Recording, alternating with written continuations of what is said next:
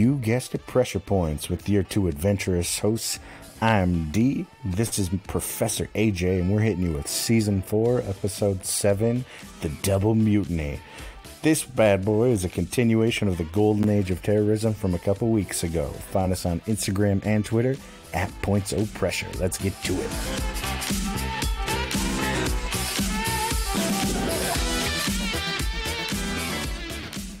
Oh, welcome back to another week. How are you doing today? You feeling any sore or tired or anything? No, definitely not sore at all. No. No, that's good. Why would I ever be sore? I think I got some minor heat exhaustion. Yeah, a little bit of sunburn from hair. adventuring yesterday. Why don't you go ahead and give everybody a quick little overview of our adventure? Yeah, so we drove. God, it was like 4.5 hours away. We went exploring. We found an old military base that's been abandoned. They used to launch missiles out of there. And small ghost town, crawled around in some abandoned buildings. Definitely didn't steal anything, because I don't do that. We would never do something like that. Never. But I definitely have a blast shield vent cover from that military base. And that's right, I forgot I grabbed that. Yeah, that's going in my garage. And then, nice. What else was there? Petroglyphs, ghost town, shooting. Flew a drone around a little bit. Yeah, almost fucking lost it too. I saw that. Oh yeah, multiple times. Multiple times. I'm not good at that.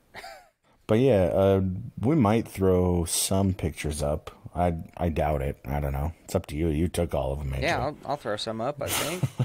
It was fun. But yeah, it was a really cool trip. Have you been there before? Oh, hell no. Oh, okay. Have you been to the ghost town that we went to? Oh, okay. You seemed really familiar with that whole area. And so, like, my girlfriend and I were like, oh yeah, like maybe he's been here. That's why he's just like, oh, doodaloo, doing his thing. But yeah, man, it was something else. I've never really like fucked around with breaking and entering. So it's not breaking and entering if nobody owns it. Right. No, I've never been there. I just like to really stare at maps. Yeah. So I was like, okay, I know exactly where we are this entire time. So what's the town, the little ghost town called that we went to? At first, oh yeah, and we found a geyser. Don't forget that. But yeah. The ghost town where we were climbing around in all the buildings, that was Thompson Springs. Oh, okay, Thompson Springs. And then above that is Sego, which was an abandoned like mining town. Yeah, that one was wild. So, so AJ and my girlfriend were a little bit more adventurous than me and AJ's wife. And so at first, they hop into one of the houses and they're wandering around, and she and I are out front, and we see this car drive past. So we walk out to the front of the building so that we don't look suspicious. And this car flips around, stops, and this fucking lady hops out with like her two little boys. And her two little boys run up in front of this abandoned cafe, which they chose the worst side of the building. Yeah, that cafe was in pristine condition. Oh my God. The side they chose was trash. So they choose a side that just has like no trespassing in the windows. And she hops out. She goes, all right.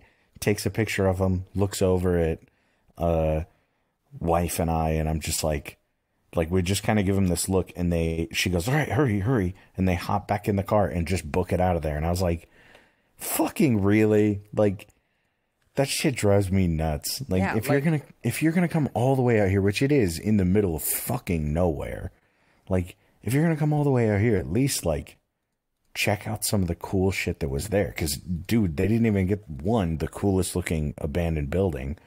And the building they chose, it looks really cool because the inside, it looks like they're working on renovating it, or they started to, but they never finished it. But it's like an old 40s, 50s diner on the inside that's just shut down.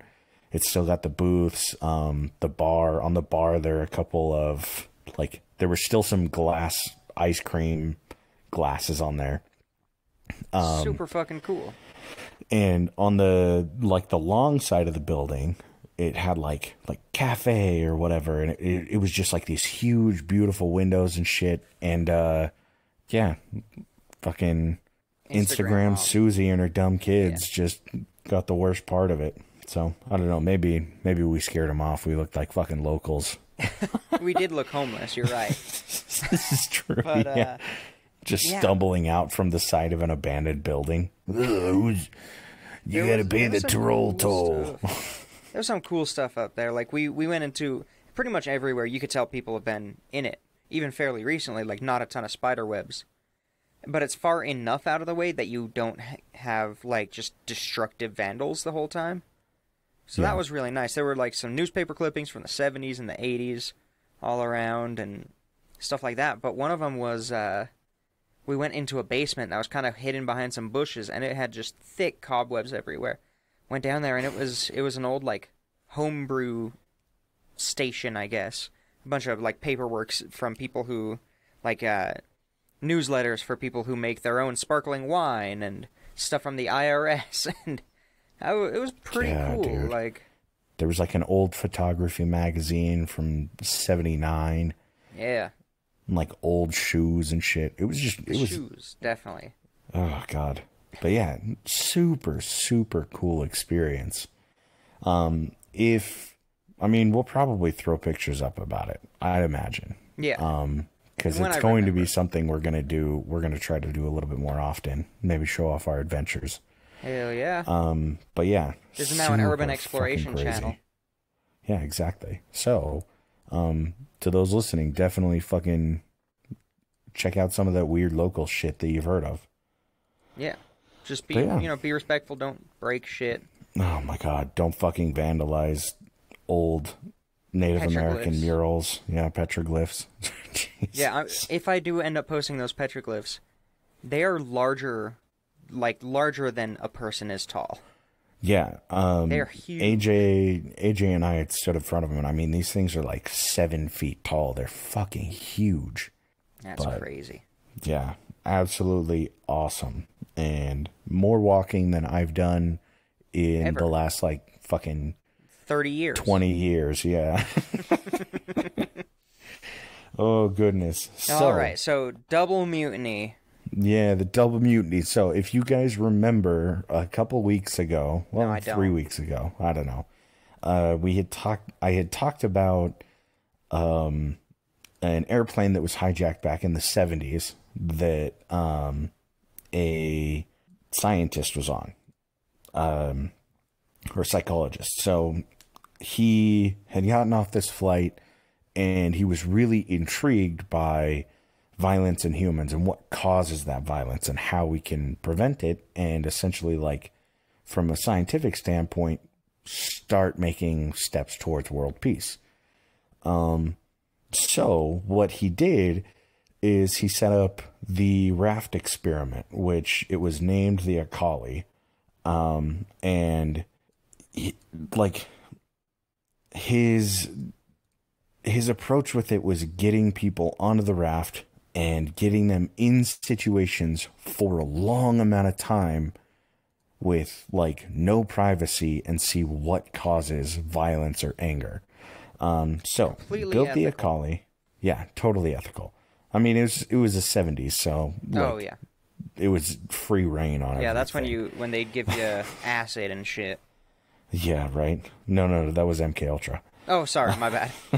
So, this boat they built, or this raft, it was 36 feet by 21 feet, and okay, not bad. Yeah, it's not tiny, but they plan to sail from across the Atlantic from the Canary Islands all the way over to Mexico. And it's a 101-day voyage. Like I said, it's just a raft. They don't have an engine.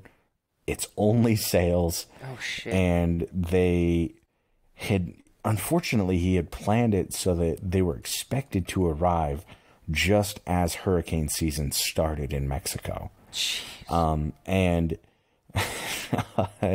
Genovese, that's the scientist's name, he said that I believe that in a dangerous situation, people will act on their instincts, and I'll be able to study them. Nothing like putting people's lives on the line for your scientific experiment, just so you can maybe get some extra notes for the last few days. Yeah, I just put everybody at risk. God. It's fine. So he had some previous experience from a raft experiment that he had gone on, and so he kind of knew like how it should be built, and he hired a bunch of engineers to help out with it as well, and how to like pilot it more or less, or captain it. I don't know what the right word is. So I'm not a seaman. Yeah. You're full of it though. Yeah, weird. So to get the people to join and get, like, he wanted to get a really good international group of people. He wanted to be like wildly diverse, so that it's not like, oh, we just get 11 white middle-aged middle-class males and we'll see how it goes. So what he did is posted an ad in all of these newspapers across the world, and posted it in like huge newspapers that were international as well. And it just said that they were seeking people with diverse backgrounds and cultures. Any experienced seamen? Yeah. Anyone experienced in seamen. This is a nice raft. I want to be on this raft. Yeah, right? I know. This is your dream raft. My wet dream raft. So, he referred to it as a peace project, but later on, it became known as the sex raft. Yeah. Well, hold on. I'll get into that. I've been on the nose right? this entire time. You didn't have reveal been. that to me. Yes. Oh my god. They had gotten 10 additional crew members, including Genevieve. So they have 11 people on this 36 by 21 raft for 101 days, sailing across the Atlantic. There is literally no privacy. So, the 10 of the crew members, there's a Japanese photographer, a South American anthropologist, a French scuba diver, Swedish ship captain, an Israeli doctor, Alaskan waitress, African priest, Greek radio operator, an American radio operator, and an African pollution researcher. God damn, that is a very diverse... Yeah, he did a phenomenal job making it diverse. So he also split it basically down the middle, and he got 5 women, 5 men. And like I said, there were like no means for privacy. I mean, the toilet itself was basically just like a plank that hung out over the ocean. It's to avoid the poop deck problem. Yeah, exactly. So it's just a plank with a hole in it that's got bars around it, so that you can sit and like lean against the bars while you shit in front of everybody that you're going to be trapped with for 100 days. And the sleeping quarters were a completely open room, and everybody's bed was kind of like this. It almost looked like little wooden tombs that they were sleeping in. Oh, Jesus. It's weird as hell. Not super deep, but I mean like 6 inches deep. It was weird as hell. And some of the people, I watched a documentary on it, and they said that sex was really tricky. You'd have to do it while you were... Sherlock. Yeah, right. So you had to do it while you were either steering the ship, and you were taking your turn steering like the ship at night, and getting laid at the same time. Perfectly safe. Right. Or you would have to convince a third person to stand guard in like one area where like they can watch out the door while you two get it on. And it's just like, so, what the fuck? I've got a question for you. Yeah. Did any of these people ever think, maybe I just won't have sex? Yes. There were a few of them that didn't have sex at all on the trip. There was a guy that he was actually married when he got on the raft. Got on the sex raft. Yeah, when he got on the sex raft. But it wasn't really deemed a sex raft until it had been going for about a month. Before that, everybody was like, oh, yeah, the Peace Project. And then they were like, wait a minute. We got a bunch of like late 20s and 30-year-olds on a raft. And why is there, like, why are we just shipping condoms? Yeah, right. Condoms and rose petals. Oh, God. They're having airdropped condom, like Shipments just dropped. Yeah. Oh, God. So, there were hookups, obviously, but yes, there were people that, like Faye Seymour, she was the African American radio operator, and she didn't have sex with anybody on the ship, but she actually had a really good experience that I'll get into later. So Genevieve had gotten all these people, some with like backgrounds in like anthropology and human, like civil servants and people that know how to handle the boat. So his idea was he wanted to put this Swedish captain in charge. He intentionally searched for a female captain. She didn't apply. He reached out to her. She had just finished her like certification for it, more or less. Her seaman degree, yeah. Yeah. She had just finished seaman, and he reached out to her, and she was like, "Yeah, this could be. I mean, That's good not experience. a lot of people get jobs right out the gate, so why not?"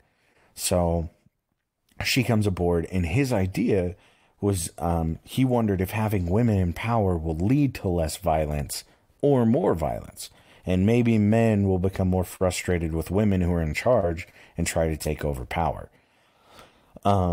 So Maria Bjornstam and Dr. Edna Reeves were listed as the leaders. So they, like, the interviews that they had with these women, they're both very, like, solemn and just stoic people. Like, you can tell they have a presence, and they hold themselves with high regard. Mm-hmm.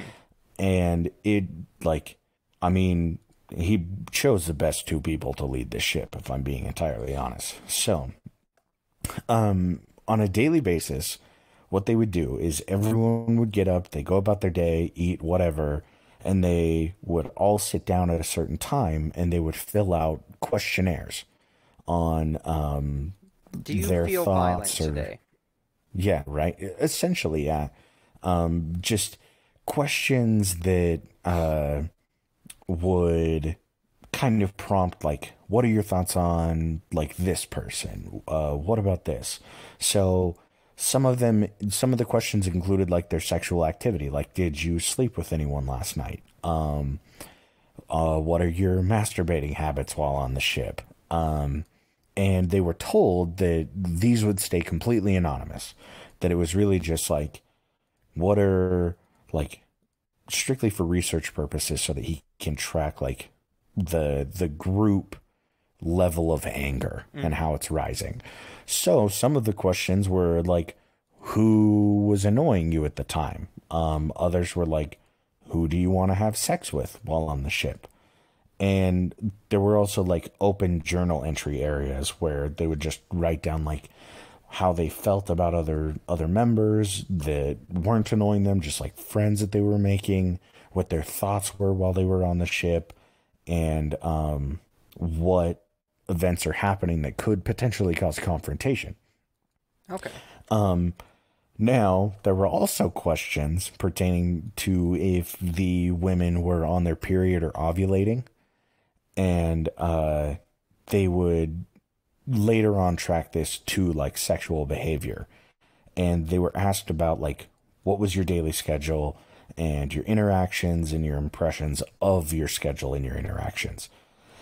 So it was just this huge, like 3-page breakdown of, like, okay, what happened the last 24 hours since the last time you took this questionnaire? Mm-hmm.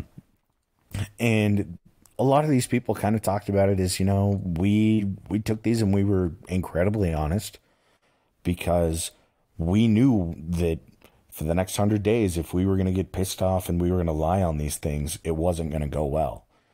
And so, like, people are just like, oh, yeah, like, fuck this guy. He's, like, a misogynist dickhead. This girl talks too much. She's annoying, whatever. Mm-hmm. So, there were situations where, like, people would get really frustrated with one another, and other crew members would come in and kind of mediate and say, like, hey, man, like, we don't want to have, like, a miserable time for the next 90 days. Yeah, like, let's not do this. And Faye, the African-American radio operator that I had spoken of, she mentioned that her entire trip felt like an old connection to her ancestors. Now, this is back in the 70s, and she would sit on the starboard side of the ship during sunrise and sunset, and she would just look down into the water. And she talked about how she would just start to hear voices from coming down there, and she would hear her ancestors kind of calling to her. And she could feel them flying around, like she could feel their bodies kind of flying around and feel their tragedies. And she said that she had, like, literally all of her ancestors were on those slave ships from, like, crossing the Atlantic. And it was basically the same route that they were taking. Damn. And so she said she could just feel her ancestors kind of reaching out to her and giving her this great perspective and just telling her, like, hey, we're proud of you that you're doing this. You're doing this for us. And she said there would be times where she'd just sit there and she'd just cry, just blown away by, like, these things that she was feeling and seeing. And she said it was easily one of the best things that's happened to me. And she said it's very likely that she's one of the first African Americans to sail back over that slave trade route and actually survive the whole thing. And I mean, I don't know how accurate that is, but even then, like, to say you're the first of your family to even do that, that's just like, holy shit, yeah, just mind blowing. So, like, hearing her talk about it was just crazy. It's a very, very touching story that she had. Now, Mary, the other American that was on the ship, she was from Alaska, and she had actually come to the ship fleeing an abusive relationship. Previously, she had been on a boat with one of her friends, and she talks about how she tells her friend, I'm thinking of divorcing this guy. And her friend's like, oh, why? And they're just kind of like sitting there talking. And then all of a sudden her husband walks out of, like, the fucking thing. And this is on a completely different raft or different ship. So her husband walks out and he starts strangling her. Jesus. And just, like, is beating the shit out of her and everything.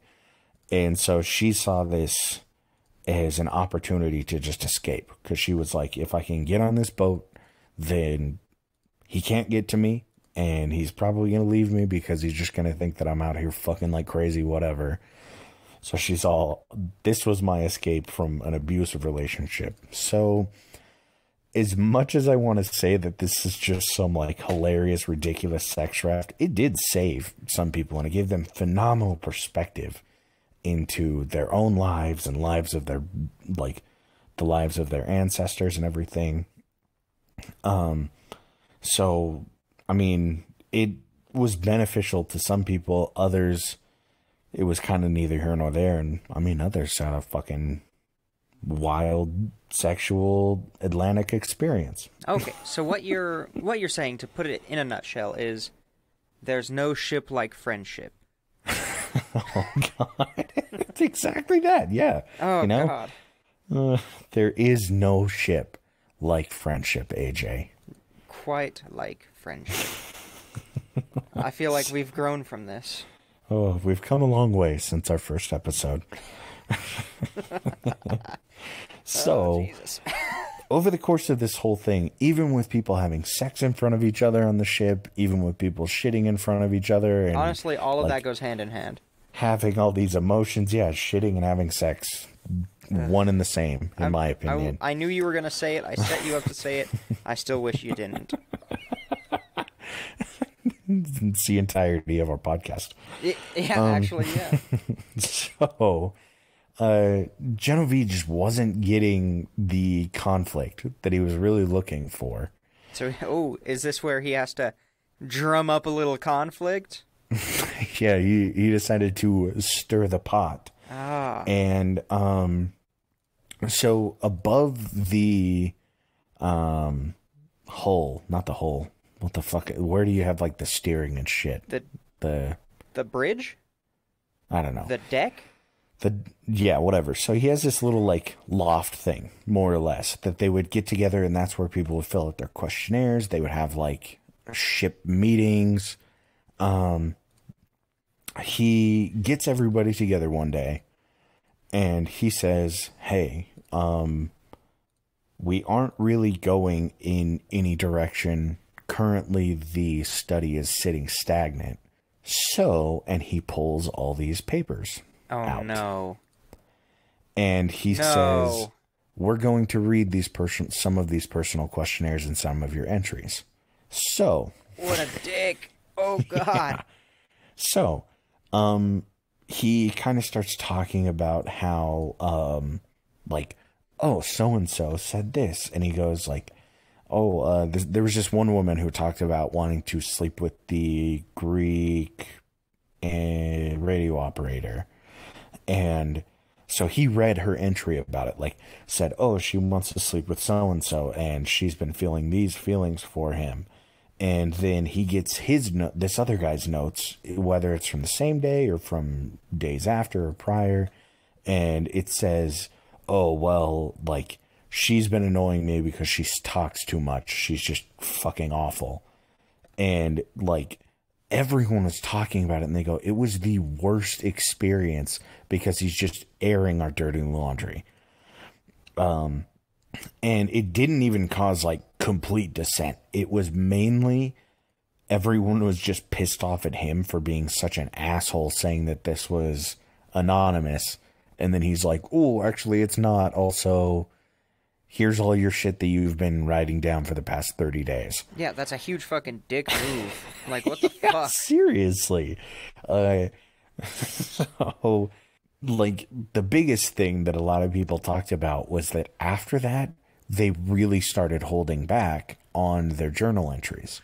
Yeah, they're not going to be honest now. Yeah, I'm not going to fucking share this anymore because this guy's he's a phony. He's an asshole. And there's a chance that this could come back to bite me in the ass. And I've still got to spend 60 fucking days with these other people. So, Faye talked a lot about how Genevieve would push her to sleep with the other African male on board. And she was like, I feel this is really racist. And during the documentary, they're all sitting around this table, and there were only 6 or 7 that had survived when they made the documentary in 2017. And they're sitting, and Faye just says, it felt racist to me because he was saying, well, you guys are like from the same place. You should be drawn towards each other naturally. And she goes, I just felt that like a lot of his approaches to this were racist. Yeah, he had some preconceived notions. Exactly. And there were other women sitting there. There were like 2 or 3 white women that were sitting there, and they go, no, he wasn't racist. Not at all. He's not a bad person. And Faye's just like, dude, he said racist shit to me. He like was pushing me. He only pushed me to be with this other guy that was black on the ship. Jesus. And she was just like, what the fuck is this guy's problem? So, everyone is basically just starting to think, this Genevieve guy is a total dick. Oh, yeah. So, it's getting towards the end of the trip. They're like 3/4 of the way there. It's kind of just like died down for the like month in between, everyone's just kind of stagnant because they're like, yeah, we don't trust this asshole. We just kind of want to get home. It sounds like there's some tension or something. Yeah, building. almost as if somebody who wanted to figure out world peace caused tension. Interesting. So, Ben, is that you? Sorry, Mr. Shapiro. Mr. Shapiro. So Captain Maria is sailing, and she looks out and she notices that this hurricane is coming. That, like, not like she doesn't see the fucking hurricane, but she recognizes like the cloud movements, and she's just like, this isn't going to be good. And she goes to Genevieve and she recommends that they swing over to this port and they wait it out and then take off after this hurricane has passed. And Genevieve is like, this is going to compromise my experiment entirely, as if he hasn't already. Yeah, seriously, if he hasn't already. And he goes, no, we can't stop because there's so much publicity buzzing about this experiment, which everyone was reporting on it, but they were basically like, oh yeah, this fucking sex raft. Yeah, the newspapers are like, oh yeah, newspapers. Yeah, like newspapers are reporting, oh yeah, these guys are like, they basically just found an excuse to get everybody together 4 years after Woodstock and just go ham on each other. So he's thinking, oh man, like, I know that we're going to have good press. Yeah, he's getting like deal. He's getting little radio like notes from the university that's sponsoring this. And you know the university is going to change what he's hearing because that's reflecting back on them. Yeah, right. So he goes to Maria and he says, if you think you're going to take this ship to the port, you're sadly mistaken. And he says, we're mutinying. Like, we're going to do a mutiny. You're no longer captain. And she is just destroyed. So Genevieve takes complete control of the Akali all of a sudden, like, just within like moments of her telling him that, hey, we need to save this crew. Yeah, hey, I don't want to die today and during this trip. Yeah, as really. Great as the sex raft is, I kind of want to be alive. Yeah, she's like, as much as I enjoy this, I kind of want to come out of this alive. That's ridiculous. So she breaks down, and later on, like, they're all sitting there talking about it, and they say, yeah, I remember just seeing you for days, just like laying in your bed. You didn't get up, you wouldn't eat, you were just crying. And she's like, I had no motivation to do anything because that is the worst possible thing that could happen to a captain. She's like, if mutiny happens on your ship, it means you were unsuccessful as a captain. And like, while she's talking about it, she's like, even now I'm still so embarrassed of the entire thing that, like, I even let something like this happen. And you're just like, dude, you're not responsible. It's just this fucking wannabe, like, wannabe Freud world. Yeah, wannabe Freud, more or less. So she spends, like I said, most of her time down in the sleeping area, and she said that he wants to be very progressive and radical, giving power to women, but when it comes to the crisis of captaincy, he's very macho.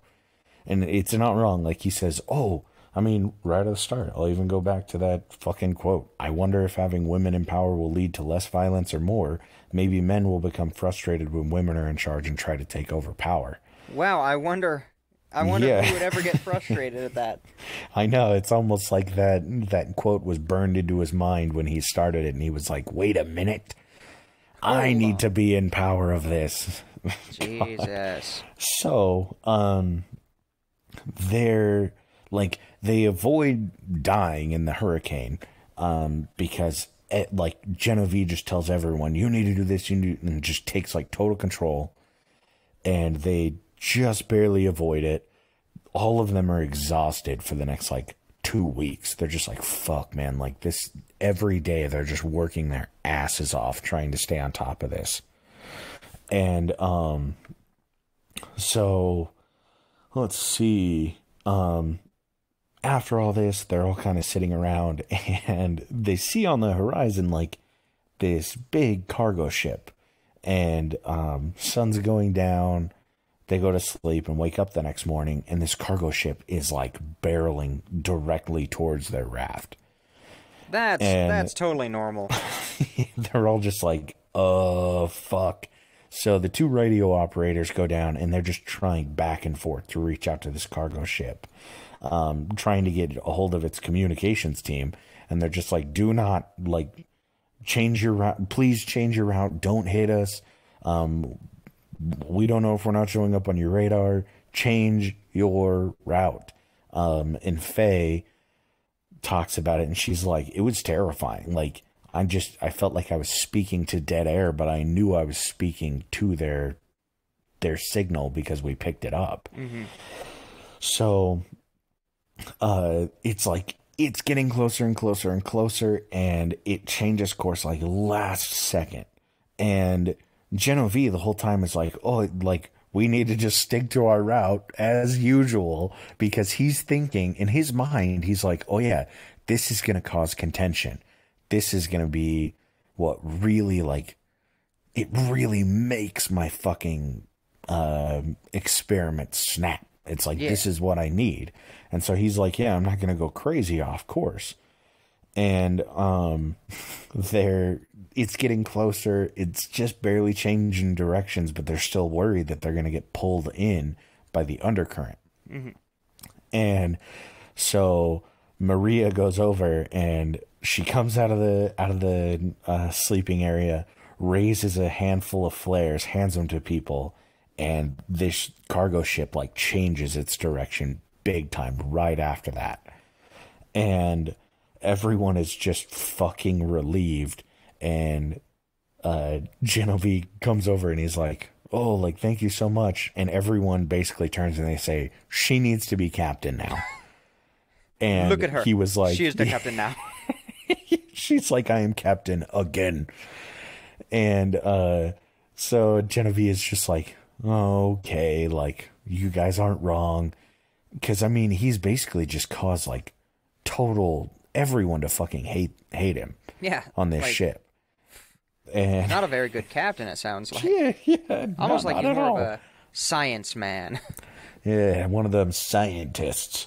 Ew. So, after they tell him, like, hey, you can't be captain, now the fucking tables turn, the turntables.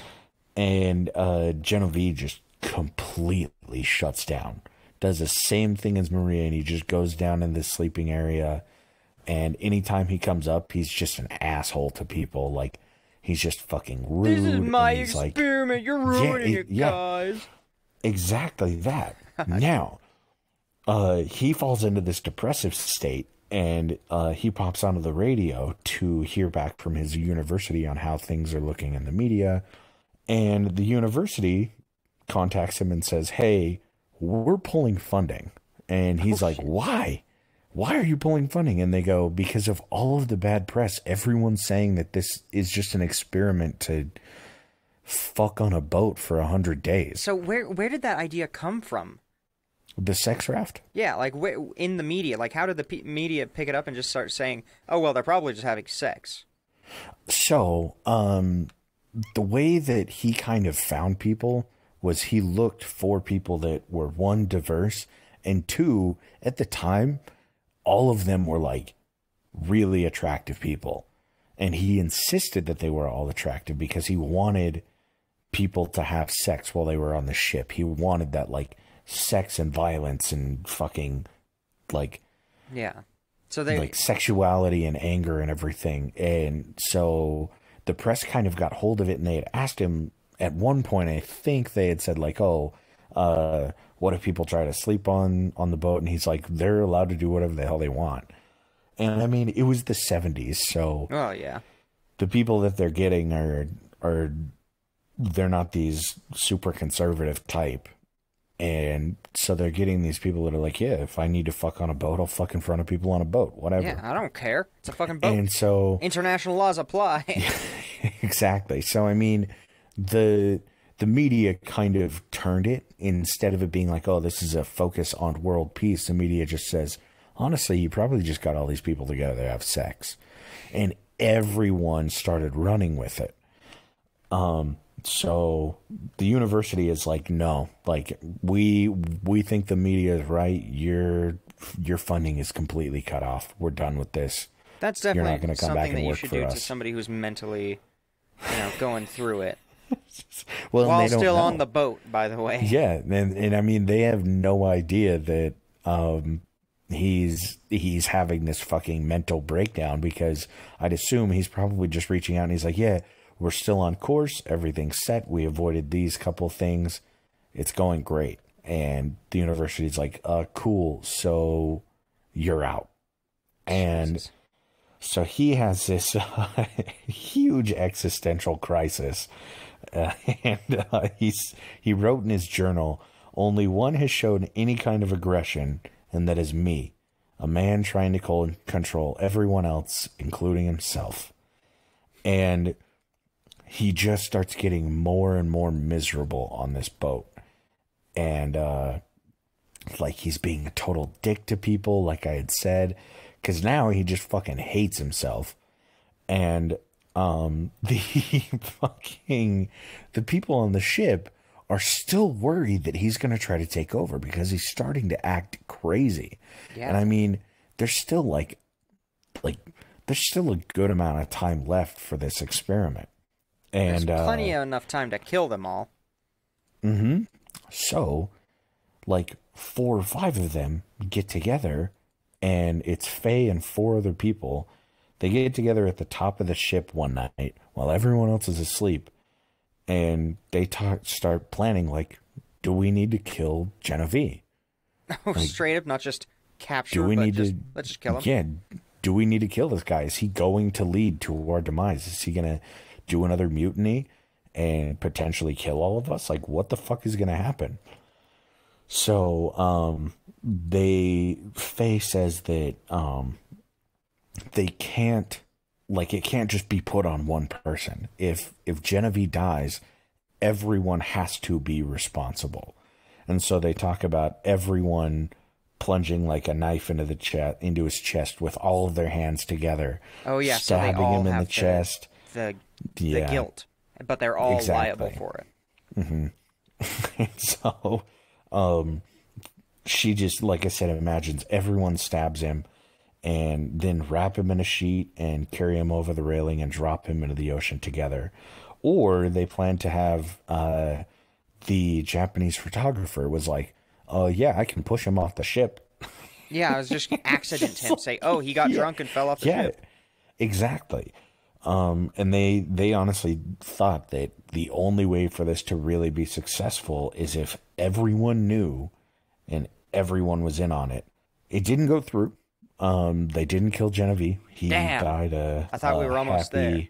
Happy death later on. But, like, they land and all of them are just so relieved. Like, they're finishing up they pulled into port, and Genevieve has his last little meeting with them. And he says, look, I realized that this basically didn't give the outcome I was looking for, and I'm sorry for what I put all of you through.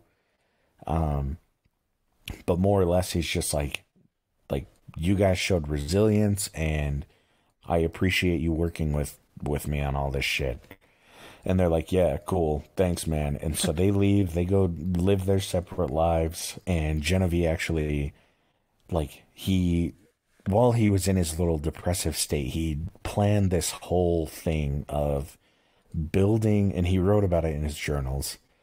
And he talked about building this ship that had a glass bottom, and you would lay down on the bottom and you would just, like, look down at the sea for the entire trip across the ocean. And he was just like, because, like, maybe this is going to give me the answers that I need, is like in life, is that I should just focus on fucking staring into the depths. And he didn't end up doing it. He really didn't do much else. I think, like, from what I was seeing, he was just kind of a failed anthropologist, basically. Yeah. Straight up, he set up an entire experiment, but then when he wasn't getting the results that he wanted, he tried to point it towards that. That's kind of not a thing that you should do as a scientist. Yeah, that's not how it works. So, Faye, at the very end of the movie, the documentary, she says he was so focused on the violence and the conflict, but he had it right he had it right in his hands. Sorry. We started out as a them and became an us. And she says she wouldn't trade the experience for the world. And I mean, a lot of the people agreed with her that it was such a life-changing experience, and they all grew so much closer together just as a group, but not closer to fucking Genevieve. Yeah. Not at all. But yeah, it was a completely failed experiment, but just gotta love the fucking sex raft, man. Oh yeah. Like, God, that's so... He was just wanting them to just collapse and start fighting and arguing like a fucking movie or something. Oh, exactly that. So the guy that made the documentary, he came out and he said, if I'm being honest, I think that if Genevieve were like in his prime today, he would probably be running the Big Brother show on CBS. Like, he was more in it for like setting up dramatic situations than actually getting good results. And I was like, oh wow, he's not wrong. Yeah, straight up. Like, you don't set up an experiment and then push it to the results. You sit there and you observe, you collect the data, you analyze the data, and whatever, like, the results that came out are the results that come out of it. Like you definitely could have learned a lot from this about people's resilience, about even when absolutely. Somebody's fucking people over, people will still band together if their lives are on the line. Well, in with the same idea, it's just like, even if you aren't getting the results that you're getting right now, there's a chance that something will come up down the line. But by literally turning everyone against you because you're trying to turn everyone against one another, it's like just the worst fucking traitor of like any ship ever. Yeah. The worst mutiny in the history of mutinies, because he then was re-mutinied by his captain. It's just like, you fucking idiot. God damn it. Like, you had one job. He was a failed psychologist and a failed captain. Yeah, yeah. Why would you even, like, I guess not everybody was super experienced with, being on the sea, but why would you follow the psychologist or whatever over like an actual educated ship captain? Oh God, really though? After the university is like, yeah, we're distancing ourselves from you, like, I feel like he's not going to get funding from anyone else because they go, well, this idiot doesn't know how to handle a fucking experiment whatsoever. Yeah. We should do it. We should do it, AJ. We'll do a pressure points experiment. We'll call it the PP raft. The PP sex raft. Yeah, and we'll sail across the Pacific. Just you and me. Just you and I. And we won't have journal entries. We'll do a podcast log, and we'll also do faceless video recordings of our sexual encounters with one another. Well, yeah. Who else is there to have sex with? And it's not going to be a raft, really. It's basically just going to be two glass boxes that are chained together that have like little rafts on the bottom of them. And so we'll just masturbate to one another the entire Pacific. I was going to say, and to have like microphones and recording shit in each box. Yeah. We'll call it jerking across the Pacific. And there's a hole between them about a half an inch wide. Each one just has a little glory hole. Little half-inch glory hole. Perfect. We should have been Genevieve. We fucked up. We should have been around in the 70s. We could have gotten funded by Oxford. And then we'd tell them that we also are studying, like, mushrooms and LSD and DMT, so we get some of that, too. I say we do that part. Yeah, we should definitely just get a raft and go for the hallucinogens. Get a raft and hallucinate? That sounds great. Oh, fuck yeah. Sign me up. And then after the first week, we'll kill ourselves. Oh, yeah. We'll lose our minds. Live stream the psychedelic-induced humping. Yes. And then on the 30th day when we have our psychotic break from so many hallucinogens, we'll live stream that part too. We'll Facebook Live our suicide. And that's where we'll really catch fame. Oh, yeah. It'll finally take off. Oh, goodness. Oh, man. Well, we'll start putting it in the works. We'll figure something out. We'll let you guys know we're now accepting donations of empty water bottles to build our raft with. And twine. Yeah, empty water bottles and hemp twine. Oh, perfect. Oh, man. Well, another successful episode. I think so. That one was really good. I love this. This season, you've been stuck in the 70s a bit. Dude, I have been. It's such a weird time. I mean, you're about the 40s and I'm about the 70s, man. Yeah, it works. Bring on the fucking, Woodstock was the 70s, but post-Woodstock. There's nothing wrong with some post-Woodstock. Yeah, not at all. There's some, next week I will hopefully, unless I find something better, I'm going to be going into the Assassins from, Assassin's Creed. Yeah, it turns out there was a real sect of assassins that's based on. Interesting. So I'm excited. Look forward to that. Not bad. I'm let's just tell you. I'll leave you a hint. Just like D, this story is going to be full of marijuana. Yeah, baby. Oh goodness. All right. Well, catch us on Instagram and Twitter at points_pressure.